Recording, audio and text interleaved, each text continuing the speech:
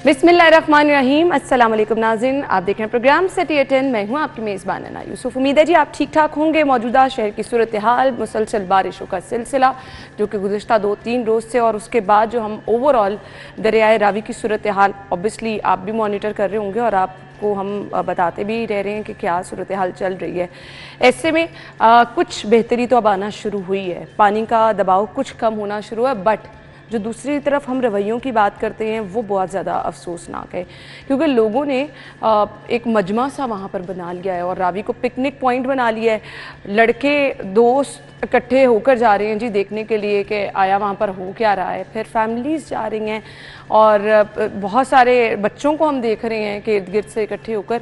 ऐसे में होता क्या है जी, ऐसे में होता है एक तो रिस्क फैक्टर बढ़ जाता है, दूसरा जो लोग वहाँ पर अपनी जान दांव पर लगाकर, चाहे वो रेस्क्यू के हैं, चाहे वो पुलिस के हैं, चाहे वो इंतज़ामिया के लोग हैं, ड्यूटी सर अंजाम दे रहे हैं, और उसके बाद फिर राहगीरों को भी मसला होता है।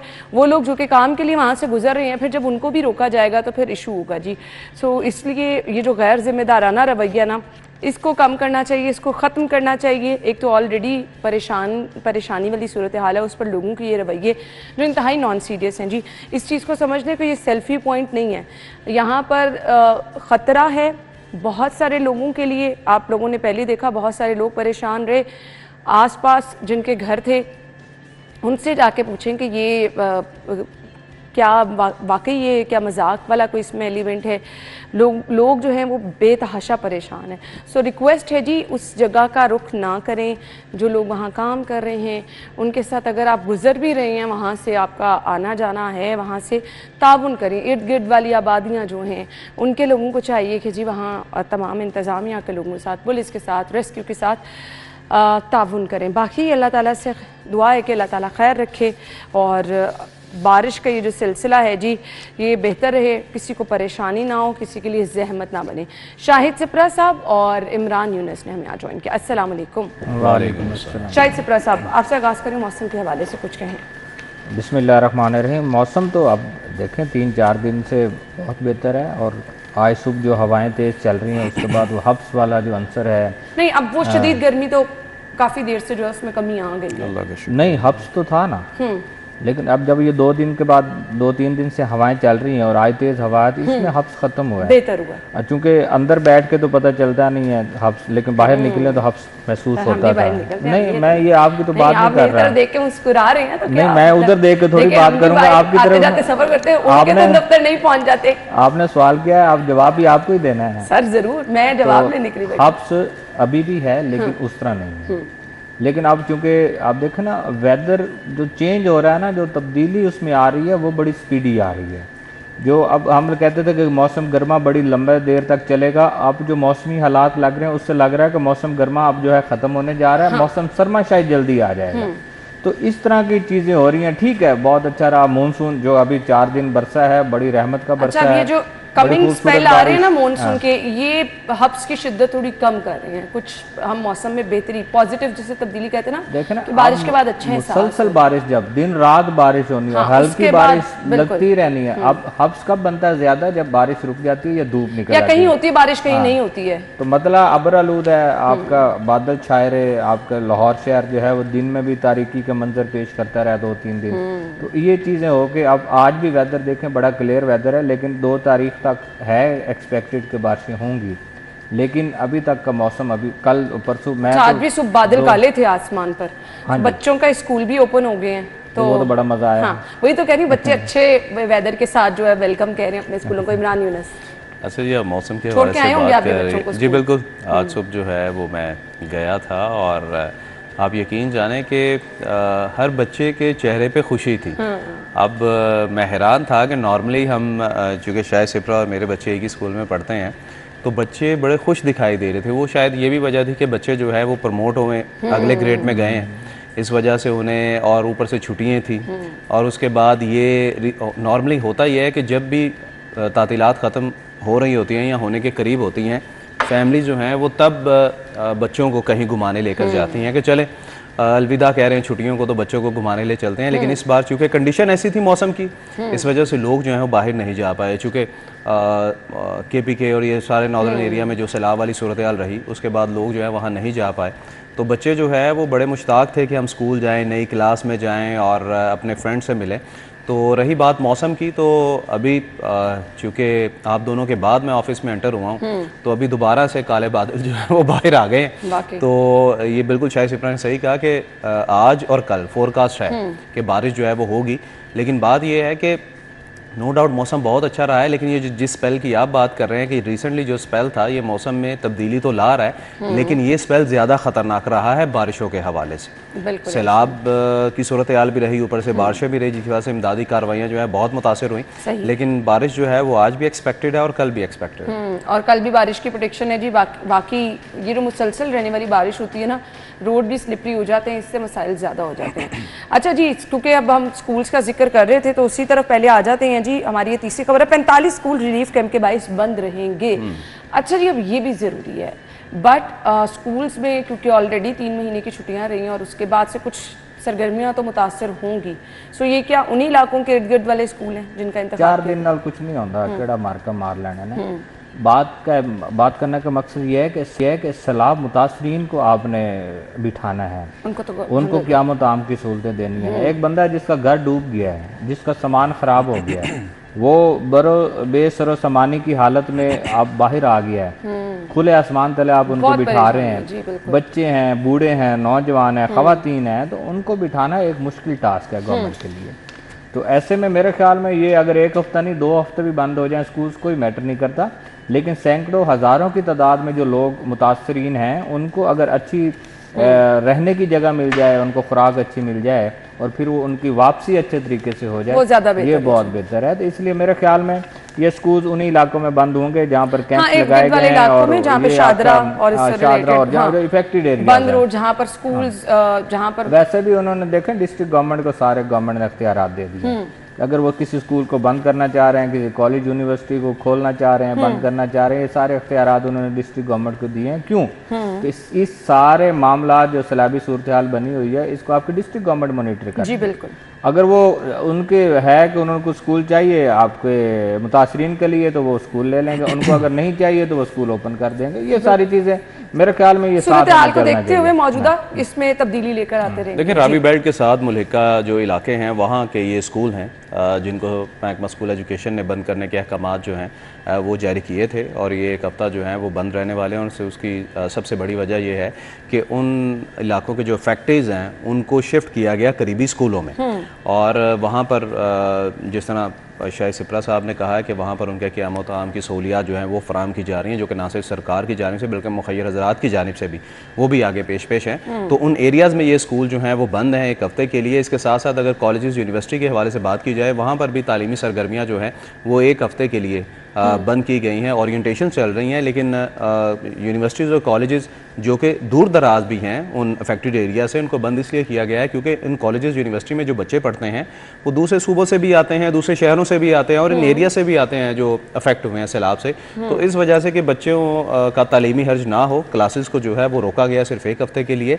और सहूलियात के हवाले से जो ये स्कूल्स हैं जहाँ पर रह रहे हैं, चूँकि उन एरियाज़ में बिजली भी बंद है, बिजली भी बंद है और वो रह भी नहीं सकते, इसलिए वो स्कूल जो करीब करीब के स्कूल हैं जहाँ पर लाइट आ रही है, वहाँ पर इन फैक्ट्रीज़ को जो है वो शिफ्ट किया गया है, ताकि जब इमदादी कार्रवाइयाँ मुकम्मल हो जाएँ, बहाली का काम जो है वो मुकम्मल हो जाए, फिर उनको वहाँ पर शिफ्ट कर दिया जाए। तो ये बहुत ज़रूरी चीज़ें हैं जी, इनको नज़रअंदाज बिल्कुल नहीं किया जा सकता। इंतज़ामिया इसमें मैंने जिस तरह से पहले कहा है कि अपना काम कर रही है, वहाँ पर लोगों का ताउन भी बहुत ज़्यादा दरकार है। इस वाले बहुत सारे लोग जी हम देख रहे हैं कि सोशल मीडिया के लिए वीडियोस बनाने के लिए उन स्कूल्स का रुख कर रहे हैं। दरियाए रावी इर्द गिर्द जाके बाइक्स इतनी ज़्यादा वहाँ पे जमा हर टाइम हुई हैं। सो ये बहुत सारे जो मसाइल हैं वो लोगों को सामना इनका करना पड़ा है। तो इंतज़ामिया की थोड़ी सी मुश्किलात आप भी कम करें, उनके साथ ताउन करें। अच्छा जी, ब्रेक लेंगे, ब्रेक के बाद जो मौजूदा सूरत हाल है दरियाए रावी की वो डिस्कस करेंगे, हमारे साथ ही रहिएगा।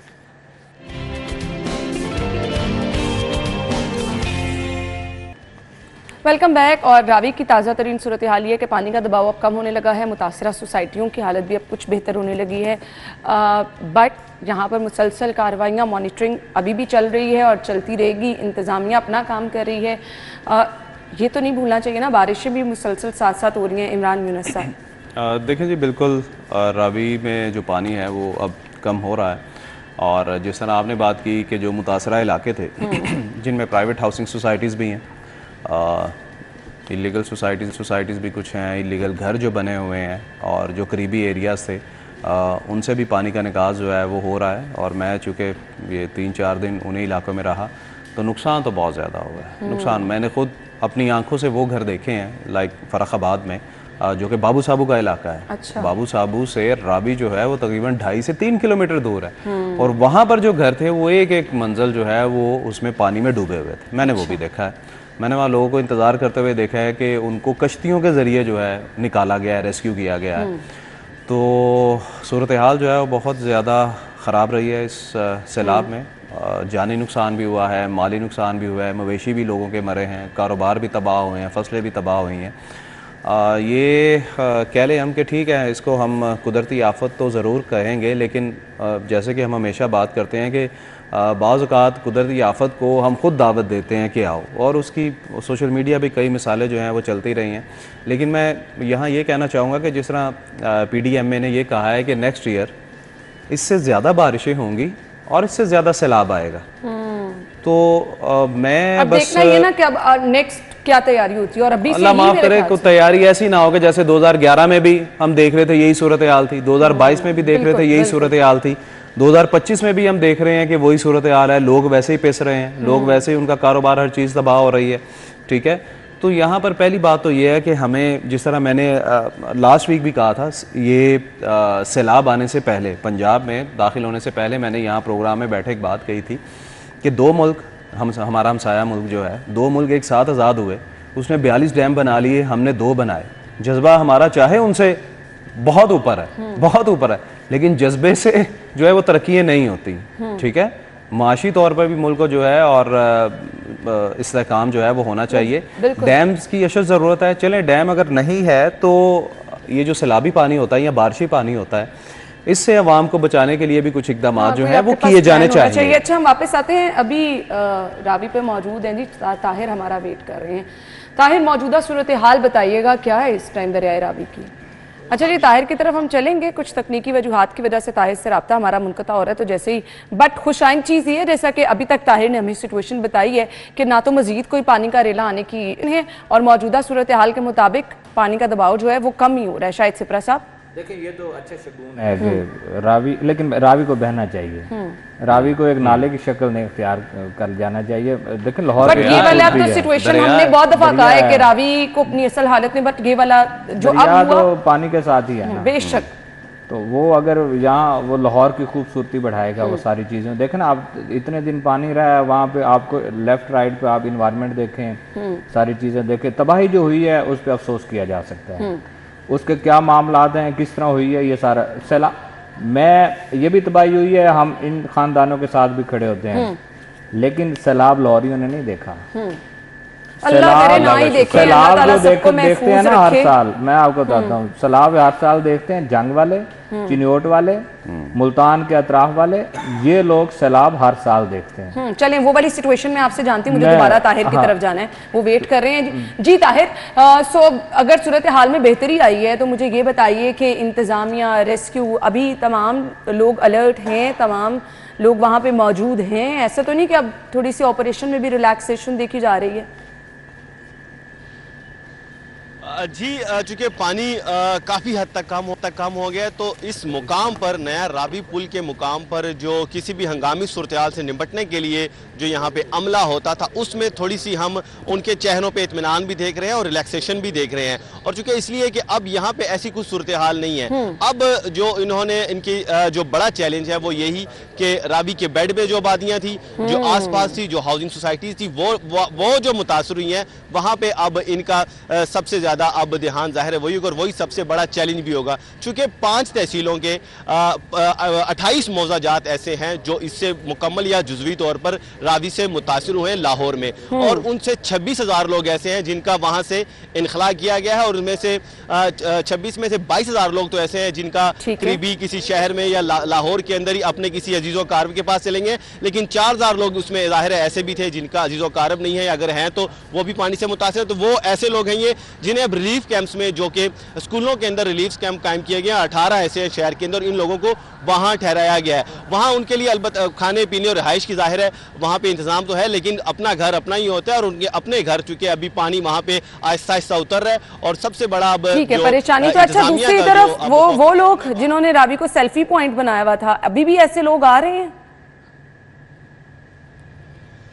जी बिल्कुल, ये जब लाहौर में पानी बढ़ना शुरू हुआ और मीडिया पे हम लोग भी इसकी कवरेज जब हमने शुरू की, तो लोगों को सोशल मीडिया से, मेन स्ट्रीम मीडिया से जैसे जैसे पता चलता रहा, तो लोगों ने इससे वाकई पिकनिक पॉइंट बना लिया। पुल के ऊपर भी एक लंबी लोगों की यहाँ पे पुल के साथ साथ एक कतार यहाँ पे लगी होती, ट्रैफिक डिस्टर्बेंस भी उसकी वजह से होती थी, और नीचे पुल के नीचे भी लोग आने की कोशिश करते थे, लेकिन फिर यहाँ पे पुलिस की नफरी बाकायदा तैनात कर दी गई। नीचे लोगों को आने नहीं था दिया जा रहा, ऊपर भी नफरी थी, सिविल डिफेंस के लोग भी थे, लेकिन स्टिल पुलिस इतनी ज्यादा नहीं तैनात की जा सकती। बड़ा लंबा ये पुल है कि एक एक शख्स को वो रोके, शहरी फिर भी आ रहे थे। आज अलबत्ता चूंकि अभी सुबह का वक्त है, अभी वीक का भी स्टार्ट है, महीने का भी स्टार्ट है, तो शहरी अभी और स्कूल भी लगे, तो चलें जी, let's see, hope for the best. हम प्रोग्राम के एंड पे भी कोशिश करेंगे आपसे सूरत हाल पूछ लेंगे 2 घंटे बाद की क्या। थैंक यू सो मच जी, आप भी अपना ख्याल रखें। नो डाउट हमारी ये तमाम टीमें जो फील्ड में जाके काम करती हैं, ये लोग भी उतने रिस्क पे होते हैं, इनके लिए भी जाके इस तरह की सिचुएशन को कवर करना। आप रावी किनारे हैं या बहुत सारे लोगों को मैंने देखा जी,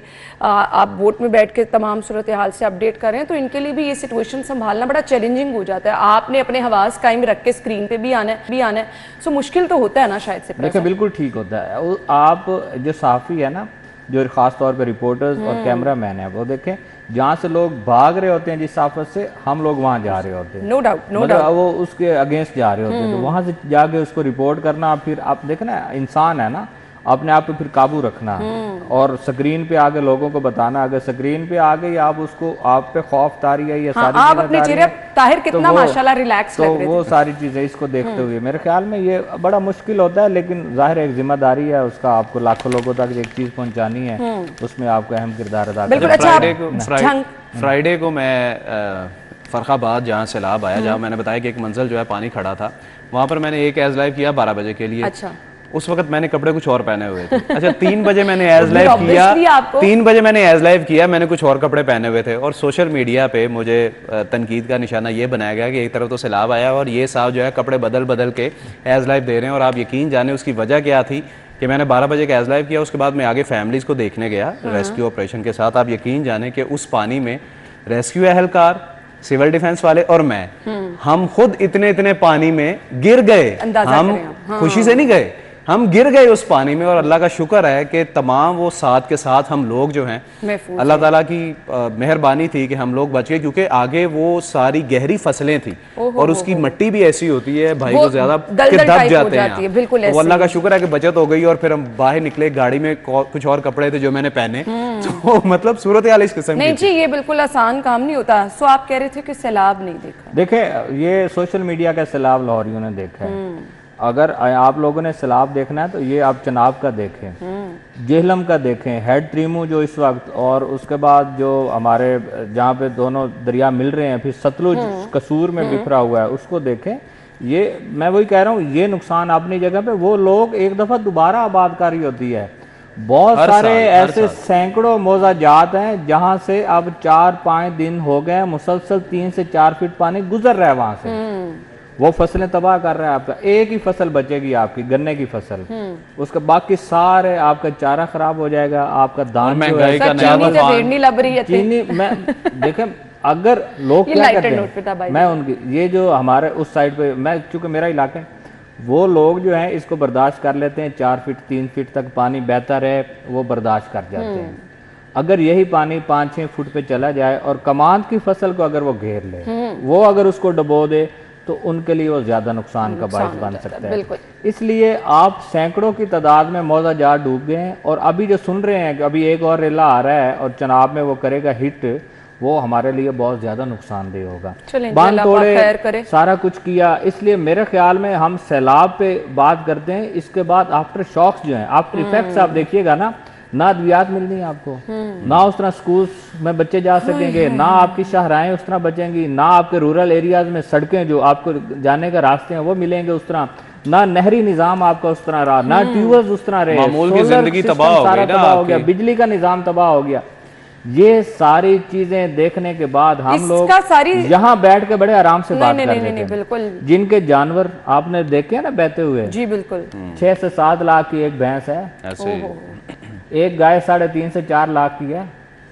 नुकसान का तो अजाला नहीं है। गंदुम उनका जो सारे आप देखें ना, दही इलाके वाले या रूरल एरियाज के जो लोग हैं किस चीज पे ज्यादा गुजारा कर रहे होते हैं? गंदुम पे कर रहे होते हैं। इसका हल क्या है साहब? इसका हल जो इसका हल या डैम्स हैं या बैराज हैं, जिसका जिक्र किया, इसके अलावा कोई हल नहीं है। हर साल ये सैलाब आता है, इसी तरह बहुत सारे इलाके। अच्छा मुझे बताएं, जहाँ सोशल मीडिया पे शोर पड़ा हुआ है कि लाहौर में ये एक सोसाइटी डूब गई, दूसरी डूब गई, घर गिर गए, और तो पूरा जिला डूबिया, क्यों नहीं शोर? बिल्कुल सही बात है, वो लोग बर्दाश्त कर रहे हैं ना। और हम माजरत के साथ हम करते हैं, सैलाब आता है अपनी तबाहकारियां लाता है, हम क्या करते हैं माजरत के साथ हम कशकोल पकड़ते हैं, इधर उधर से फंड्स इकट्ठे करते हैं, लोगों पे लगाते हैं, नहीं और ये कुछ लगा नहीं देते, मुस्तकबिल की तैयारी नहीं करते। प्राइवेट जो लोग जा रहे हैं, मुखैर हजरात जा रहे हैं, मैं उनसे गुजारिश करूंगा कि ये लोगों की तस्वीर और ये वीडियोस और ये चावल देते हुए, ये खाना देते हुए गुरेज करें, आप इसको फंडिंग का जरिया ना बनाएं। और मैं लोगों से भी कहूंगा, अगर कोई आपके यहाँ आप खाना तकसीम करने आया है, वीडियो बना रहा है, रिकॉर्ड कर रहा है, आप उसको रिएक्ट करें और उस चीज की हौसला शिकनी करके उनको रोकें। हमें लगता है पता नहीं सोशल मीडिया पर व्यूज की खातिर लोगों का इंतहाई जो है वो गैर संजीदा रवैया है। अच्छा जी, ओवरऑल क्योंकि आपने उन इलाकों का विजिट भी किया, जो मुतासरा लोग हैं उन तक सहूलियात पहुंच रही हैं, खाना पीना, अद्वियात, क्योंकि अब ये मुतासरा इलाकों में बड़ा मसला हो जाता है ना, हैजा, इसहाल, ये बीमारियां, स्किन की बड़ी प्रॉब्लम्स आना शुरू हो जाती हैं। मैं आप यकीन जाने, मुझे लोग हमेशा कहते हैं कि मैं हमेशा तनकीद करता हूँ, मैं चीज़ों को तनकीदी जायज़ा ज़रूर लेता हूँ, क्योंकि पॉजिटिव चीज़ तो सबको नज़र आ रही होती है, जो चीज़ नहीं नज़र आ रही होती हमारा काम है उस चीज़ को हाईलाइट करें। मैं अगर बात करूं कि मैंने बाबू साबू से मुल्हिका जो इलाके हैं उन बस्तियों में भी मेरी ड्यूटी रही, फिर शादरा भी रही, फिर रावी के साथ जो मुल्हिका आबादियां हैं वहाँ पर भी मेरी ड्यूटी रही। सहूलियात की आप बात कर रही हैं, यकीन जाने इस बार मैंने देखा है कि हमारे तमाम इदारे, जिसमें पाक फौज थी, रेंजर थी, पुलिस थी, रेस्क्यू था, सिविल डिफेंस था, 111, 122 और तमाम ज़िले इंतज़ामिया समेत तमाम जो इदारे थे वो एक्टिव मुझे नज़र आए। ठीक है, लाइफ स्टॉक महकमा से तमाम लोग नज़र आए हैं, मुखैर हज़रात जिसमें ताजिर बरादरी भी है, मुख्तलिफ सियासी जमातें भी थी और वैसे आम लोग भी जो खाना लेकर आए। मुझे बड़ी खुशी ये हुई कि सैटरडे वाले दिन जब मैं रावी से मुल्हिका आबादी में था, वो स्कूल में खाना लेकर आए हैं, 3 से 4 मतलब मुख्तलिफ ग्रो आए हैं खाना लेकर। उन्होंने जब देखा कि वहाँ पर खाना ऑलरेडी लोगों के पास आया, तो उन्होंने क्या किया कि उन्होंने वो खाना जाके बस्तियों में बांटना शुरू कर दिया। मतलब ना खाना खराब किया है, ना वापस लेकर गए हैं, बांटना शुरू कर दिया। दूसरी बात रही कि आप सही कह रही है कि जब भी सैलाब आता है अपने साथ बीमारियां लेकर आता है। ये तो थोड़ी देर बाद पता चलेगा। जी बिल्कुल, हर स्कूल में जो है वो तिब्बी सहूलियात के लिए स्टाफ मौजूद है, लोगों को बीमारी से बचाने के लिए अद्वियात भी फराम की जा रही है। लेकिन जो बात आपने की है कि अल्लाह माफ़ करे, खुदा न खास्ता ऐसा हो कि असल जो बीमारियां नज़र आ रही हैं वो कुछ दिनों बाद या कुछ हफ्तों बाद नजर आनी, पता तभी वबाएं तब फूटनी है। हाँ, अभी तो नहीं, अभी तो पानी जो है वो उतर रहा है, जब ये उतरेगा उसके बाद देखेंगे। लेकिन अल्लाह ताला बचाए, मजीद नुकसान से बचाए। लेकिन मैं बात करूं इदारों की, हुकूमती इदारों की, इन्होंने बहुत बेहतर काम किया है, नो डाउट बहुत बेहतर काम किया। तो सीएम साहिबा ने भी रेस्क्यू के थर्मल टेक्नोलॉजी का इस्तेमाल जो इसको सराहा है, क्योंकि रात की तारीकी में जदीद थर्मल टेक्नोलॉजी का इस्तेमाल करते हुए जी 490 तकरीबन 500 लोगों को बचाया गया है। देखें, ये रूरल एरियाज में इन्होंने बचाया होगा, शहरी इलाकों में तो आपको पता चल जाता है, लेकिन देही इलाकों में रात के तारीकी में जहां ताहद निगाह पानी पानी है, फिर एक गांव है, फिर दूसरा गांव है, फिर उस तक पहुंचना बड़ा मुश्किल होता है। इवन जब रेस्क्यू ऑपरेशन, अच्छा एक बात और भी क्रेडिट हमें रेस्क्यू 111 122 को देना चाहिए कि इन्होंने जिस तरह ये खिदमत की है लोगों की। नो डाउट ये बड़ा मुश्किल काम होता है कि पानी में जाकर ये साहब गए ना, एक दफा ही डूबने लगे हैं, और वो नौजवान जो कि मुसलसल काम कर रहे हैं, एक्सपर्ट लोग हैं ना, बताना चाहते थे कि हमारा काम भी आसान नहीं जी, वो तो हम खराज तहसीन पेश करते हैं। रेस्क्यू 1112 ने बड़ा काम किया। अब देखें बहुत सारी ऐसी वीडियोस भी आ रही हैं जो लोग अपने घरों को खाली नहीं करना चाह रहे। बहुत सारी ऐसी चीजें भी आ रही हैं कि उनके वहां पे जानवर मौजूद हैं, उनका सामान मौजूद है, चोरी की वारदात है। सीएम साहिबा ने शायद इस पे कहा भी है, आईजी साहब को मैंने एक वीडियो सुनी है कि आप इस चीज पुलिस को मुतहरिक करें और मुतलका जो भी SHOs हैं उनको कहें कि लोगों की चीजें ना चोरी हों। अब देखिए ना, एक तरफ सैलाब ज़दगान है, वो पहले डूबे हुए हैं, ऊपर से भी चोरी डकैती ये सारी चीजें हो जाए, तो रेस्क्यू 1112 का किरदार जो है उसको हमें सराहना चाहिए। अब क्या है कि रात की तारीकी में ऑपरेशन रोक दिए जाते हैं। मोस्टली आप देखें यहाँ पर भी कोई ऑपरेशन हो तो रात की तारीकी में रोक दिया जाता है। और अगर देही इलाके में वही चनाब और जेलम या सतलुज पर अगर ऑपरेशन हो रहा है, तो अगर रात में आपके पास कोई लाइटिंग या कोई इस तरह की टेक्नोलॉजी मौजूद नहीं है तो आप ऑपरेशन नहीं कर सकते। रेस्क्यू 1112 ने पहली दफा जो है ये टेक्नोलॉजी का इस्तेमाल किया और 500 के करीब लोगों को रेस्क्यू किया। बहुत बड़ी बात है जी, वी रियली अप्रिशिएट रेस्क्यू का किरदार, चाहे हम कोविड में देखें चाहे जहां मर्जी देख लें, बहुत जबरदस्त रहा है। इनको अप्रिशिएट करना ही चाहिए। लेकिन नौजवान बहन सारा कुछ है, अब तैयारी हो, एक्सपर्टीज हो, जो मर्जी हो, लेकिन आपने काम तो करना। पानी में जाकर नहीं जी, बहुत बड़ा रिस्क है ये। यहाँ रावी किनारे खड़े होकर लोगों ने रिपोर्टिंग की और शाम में बस हुई होती थी। अब देखे ना, आपने 12-14 घंटे काम करना और पानी में ही काम करना है। उस माहौल में वो पानी की अपनी एक वो है, उसका इन्वायरमेंट है, उसके बाद अगर धूप है, गर्मी है, उसका एक अपना माहौल बनता है। तो ये सारी चीजें जहाँ हम जिक्र कर रहे हैं कि बीमारियां भी हो सकती हैं, तो आया कि ये जो रेस्क्यू ऑपरेशन करने वाले लोग हैं को हम जी बहुत अप्रिशिएट करते हैं, क्योंकि जिस तरह से रेस्क्यू की जानिब से काम किया जा रहा है, इसके लिए जी बड़े हौसले की ज़रूरत है। एंड यस, जदीद टेक्नोलॉजी जिसकी ज़रूरत है उसको टाइम के साथ अगर आप इस्तेमाल कर रहे हैं, तो सीएम साहिबा की जानिब से अगर सराहा गया है तो अच्छी बात है जी। जब आपकी चीफ मिनिस्टर साहिबा इस चीज़ को ऑन करेंगी, आपके काम को सराहेंगी, तो आगे से टीम जो है वो अच्छे तरीके से मजीद परफॉर्म कर सकेगी। ब्रेक ले लेते हैं जी, ब्रेक के बाद आएंगे, स्टे विद अस।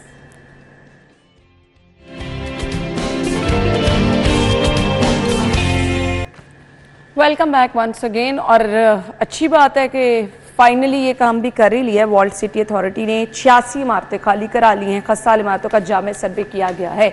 ऑल्दो ये काम बहुत पहले करने का था, अब ये मॉनसून का 7वां 8वां 9वां स्पेल चल रहा है। सो ऐसे में जब खतरा सर पे मंडला रहा है तब ये काम किया जा रहा है, और अभी सिर्फ सर्वे किया जा रहा है। इमरान यूनुस, अच्छा, मैं तकरीबन 17 साल हो चुके हैं, सिटी 42 से वाबस्ता हूँ। 17 सालों में मैंने नहीं सुना कि वॉल सिटी ने इतनी बड़ी तादाद में इमारतों को खाली कराया हो। और अगर इसमें घर हैं तो बहुत अच्छी बात है, लेकिन सवाल ये है कि क्या उन लोगों को कहाँ शिफ्ट किया गया, और जिनको शिफ्ट किया गया उनकी मर्जी से किया गया है, क्या उनको सहूलियात जो है फराहम की जा रही है। देखिए, वॉल सिटी के हवाले से अगर हम बात करें या अंदरून लाहौर के हवाले से बात करें, अंदरून लाहौर आप यकीन जाने वो असासा है हमारा, वो असासा है कि हमें अल्लाह का शुक्र अदा करना चाहिए कि ये हमारी तारीख़ का एक अहम हिस्सा है और हमें इसको सेव करना चाहिए। अगर आप इंटरनेशनली जो सकाफ़ती विरसे होते हैं उनको आप स्टडी करें और उसके बाद आप अंदरून लाहौर का विज़िट करें, तो आप खुश होते हैं कि हमारे पास इतना कीमती असासा है। और उसका एहसास तब भी होता है, चूँकि आपका भी ताल्लुक़ अंदरून से है, मैं भी जाता रहता हूँ, तो हम जब वो चीज़ें देखते हैं, वो इमारतें देखते हैं, वो तंग रास्ते देखते हैं, वो गलियाँ देखते हैं, वो शाहकार देखते हैं जो अंग्रेज़ों के दौर के और पार्टीशन से पहले के और मुगलिया दौर की चीज़ें हैं, तो हम बड़े खुश होते हैं। बट आपने वहां कुछ किया नहीं, अपग्रेडेशन का कोई काम नहीं किया, तो अब वो खतरा बनता जा रहा है ना। माजरत के साथ मैं यहाँ पर कहूँ कि मैं कोई बुरा वर्ड नहीं बोलना चाहता, हमारी अंदरून लाहौर नहीं, हमारे पूरे शहर के साथ, हुकूमत की बात नहीं मैं करूँगा, मैं बात करूंगा हमारे इदारों की, मैं बात करूंगा हमारी सिटी डिस्ट्रिक्ट गवर्नमेंट की और उसके अफसरान जो बनाई गई हैं जिनकी रिस्पांसिबिलिटी जितना बेड़ा गर्क हमारी टाउन म्यूनिसिपल एडमिनिस्ट्रेशन ने इस शहर का किया और बर्बादी की है ना, किसी और ने इतना रोल प्ले नहीं किया। आपकी इस वजह से कि आपकी टाउन म्यूनिसिपल एडमिनिस्ट्रेशन जो है उसका काम था गैर कानूनी तामीरात को रोकना। वो नक्शे की मंजूरी के बगैर तो कोई, मैं कहता हूँ, ईंट नहीं रख सकता। मुझे बताएं, आप जिस एरिया में रहते हैं, आप कोई एक वॉल बनाना शुरू करें, फट से टाउन म्यूनिसिपल एडमिनिस्ट्रेशन आ जाती है कि जी नक्शा है आपके पास, अप्रूवल है, कैसे आप बना रहे हो। भाई अंदरून में तो प्लाजे रातों रात बन जाते हैं, ऐसे ही है। और जब वो प्लाजे आधे होते हैं, मैं क्या बता, जब वो प्लाजे आधे होते हैं, मैं चशमदीद गवाह हूं क्योंकि मैंने टाउन म्यूनिसिपल एडमिनिस्ट्रेशन की हुई है, उस वक्त प्लाजे बन जाते हैं, अभी उनका ग्रे स्ट्रक्चर बनता है, इंतजामिया आती है, हाँ जी क्या लेन देन होता है, और उसके बाद कहते हैं अच्छा यार ठीक है चुप करके बना लो, बन जाते हैं। अब भाई आप उनके खिलाफ तो एक्शन लें। उस दौर में, जिस दौर में प्लाजा बना है वो इलीगल, अब आप गिरा तो नहीं सकते, गिराएंगे तो साथ जो तामीरात है वो मुतासिर होंगी। आपको उन अफसरान के खिलाफ भी एक्शन लेना चाहिए ताकि दोबारा इन फ्यूचर कोई ऐसी हरकत ना करे। लेकिन वॉल सिटी के हवाले से बात करें तो उन्होंने बहुत अच्छा किया है कि जितनी भी इमारतें आपने बताई हैं उनको खाली कराया गया है, बहुत अच्छी बात है। अब उन जो इमारतें हैं ये पुरानी, उनको मेरे ख्याल से महफूज करना चाहिए, ना कि उनको गिराएं, उनको जरा महफूज कर लें और दोबारा आबादी को वहाँ मुंतकिल करने से जरा परहेज करें। जी बिल्कुल। शाहिद सिपरा साहब, देखिए मानसून सीज़न जब भी आता है ना तो ये अंदरून लाहौर की इमारतों की खस्ता हाली की हम लोग बात करते हैं कि कितनी इमारतें खस्ता हाल हो गई। एक सर्वे रिपोर्ट भी आती है कि इतनी इमारतें जो हैं वो खस्ता हाल हो चुकी हैं, बोसीदा हो चुकी हैं, नुकसान का बायस बन सकती हैं, लेकिन उसके बावजूद नहीं होता। मुझे ये बताएं, ये खाली करवा कर आप इसको अगर महफूज नहीं बनाते वो, या उसको असली हालत में नहीं लाते, तो फिर तो मेरे ख्याल में ये वर्ल्ड सिटी अथॉरिटी का कोई फायदा नहीं। मकसद तो यही है ना कि आप अंदरून लाहौर को महफूज बनाएं। नहीं, सवाल ये है कि हमेशा ये खतरा जब सर पे आ जाता है, इसी मौसम में बारिशें हो रही हैं, बहुत सारी इमारतें मुतासिर हो गया। वही मैं कह रही हूँ, बहुत सारी इमारतें मुतासिर हो चुकी हूँ। चले, हो सकता है आने वाले कल में जो आएगा मानसून उसके लिए इतने सालों से तो हमने देखा नहीं है सर, तो अब कैसे उम्मीद लगा लें? अब कैसे? हमेशा हम देखते हैं जी मॉनसून से पहले इतनी इमारतों को खतरनाक करार दे दिया, इतनी इमारतों को ये कर दिया वो कर दिया, बट कुछ ऑल्टरनेट और कुछ प्रॉपर प्लान इसका कभी नहीं। ऑल्टरनेट तो करेंगे नहीं, क्योंकि अंदरून वालों को आप नहीं वहां से उठा सकते, वो अपनी मर्जी से शिफ्ट हूं तो हूं, अदरवाइज वो लोग कहीं यानी आप कह रहे हैं कि कुछ लोगों के एंड से भी मसाइल यस होता है। जो लोग वहाँ रहने वाले हैं जो बड़े आसानी से कह देते हैं कि हमारा घर बार है, हम पुराने यहाँ पे रहने वाले हैं, हमारे बाप दादा सारे यहीं पे रहे, हम किस तरह छोड़े? वो नहीं छोड़ते। अपनी मर्जी से कोई जाना चाहे तो चला जाए, अदरवाइज मोस्टली हमने जो देखा है सुना वो यही है कि अंदरून लाहौर के रहने वाले लोग अपना वो इलाका नहीं छोड़ते। अब मुझे बताएं, एक खस्ता हाल इमारत हो गई है, एक तरफ हम लेंगे कि हमने आसार कदीमा को महफूज बनाना है। अब वो खस्ता हाल या उसने गिरना है, या फिर आपने उसको इस तरह महफूज बनाना है कि वो गिरे नहीं लेकिन उसमें रिहाइश भी ना हो सके। सही। या फिर इतना महफूज बना दें कि उसमें जो फैमिली जिनको आपने दूसरी जगह मुंतकिल किया उनके रहने के काबिल दोबारा बनाएं और फिर उनको वहां पे मुंतकिल करें, तो फिर तो हो सकता है। भाई इसका बेहतरीन इतना करेगा कौन? इसका बेहतरीन हल पता है क्या है? वैसे भी सरकार जो है वो अरबों खरबों जो है वो तब लगाती है जब कोई ना कोई हादसा हो जाता है। अब भी सोशल मीडिया पे हम ये सुन रहे हैं, कल मैंने देखा सोशल मीडिया पे कि गवर्नमेंट जो है वो प्लान कर रही है कि रावी के करीब करीब जो है वो बंद ऐसे बनाए जाएं जिसपे 2 खरब से ज्यादा रकम लगेगी। अंदरून लाहौर को सेव करने के लिए ना मैं एक छोटी सी सजेशन जो है वो ये दे सकता हूँ कि सरकार के पास बेशुमार प्रॉपर्टी खाली लैंड पड़ी हुई है। आप क्या करें, अंदरून के करीब ही आपके पास शादरा में इतनी प्रॉपर्टी पड़ी हुई है, खुले खुले बड़े बड़े प्लॉट्स पड़े हुए हैं। आप कराची तर्ज पे वहाँ पर आप 5-5, 10-10 मंजिला फ्लैट्स बनाएं, ठीक है। आप वहाँ के जो लोग हैं उनको ये बताएं कि जी आपकी इस प्रॉपर्टी के एवज हम आपको ये फ्लैट दे रहे हैं जो कि अच्छा बना हुआ है और आपकी जान जो है वो महफूज रहेगी। मेरे ख्याल से फिर लोग शायद शिफ्ट हो जाएं। फिर उस खाली होने वाली प्रॉपर्टी को गवर्नमेंट ने क्या करना है, अब ये गवर्नमेंट पर डिपेंड करता है कि उसको सकाफती विरसा मुकर्रर करना है या उसको गिरा के वहाँ कुछ और बनाना है। मतलब ये तो डिपेंड करता है ना उसकी सूरत हाल पे कि उस बिल्डिंग की सूरत हाल। ये एक चीज़ जो है ना वो हो सकती है अगर आपने इंसानी जानों का ज़िया, उनके जानो माल की हिफाजत करनी है तो ये चीजें हो सकती है, इसके अलावा कोई हल नहीं है। क्योंकि अंदरून के लोग, अंदरून क्या कोई भी शख्स अपना घर नहीं छोड़ता। बिल्कुल ऐसे ही है। अच्छा जी शाहिद सिपरा साहब, आपकी खबर है जी बेहतर सप्लाई के लिए लेस्को 150 ट्रांसफार्मर खरीदेगा, कब? ये अमल शुरू हो गया है, मेरे ख्याल में महीना 2 लगेगा। तो नवाजिशात किस पे होंगी, कहाँ पे लगाई जाएंगी? देखें ये 100 kV तक का जो ट्रांसफार्मर ये सिस्टम में मोस्टली लगता है, 200 और 100 का, और 100 का उस जगह लगता है जिस तरह आप अंदरून लाहौर की बात कर रहे हैं। यहाँ पर अगर जहाँ बंद गलियाँ हैं, छोटी गलियाँ हैं, जहाँ पर बड़ा ट्रांसफार्मर नहीं जा सकता, आप वहाँ लगाते हैं। और अगर कहीं 200 का ट्रांसफार्मर है, अगर उसका लोड ओवरलोड हो गया, उसके साथ किसी एडिशन करना है तो 100 का ट्रांसफार्मर वहाँ होता है। फिर उसके बाद आपके न्यू कनेक्शन जो आपके इंडस्ट्रियल कमर्शियल सार्फिन लेना चाह रहे हैं, प्लाजा में इस्तेमाल होने वाले, ये 50 और 100 के भी ट्रांसफार्मर उसमें भी इस्तेमाल होता है। पर बात करने का मकसद ये है कि चलें लेस्को खरीदारी तो कर रही है ना, बजाय कि आपने मार्केट पे कंज्यूमर को छोड़ दियो। मार्केट पे जब आप छोड़ देते हैं फिर आपको वो उस तरह इंस्पेक्शन के मुताबिक जिस तरह स्टैंडर्ड है वो ना आपको ट्रांसफार्मर्स मिलते हैं ना उस कीमत पर मिलते हैं।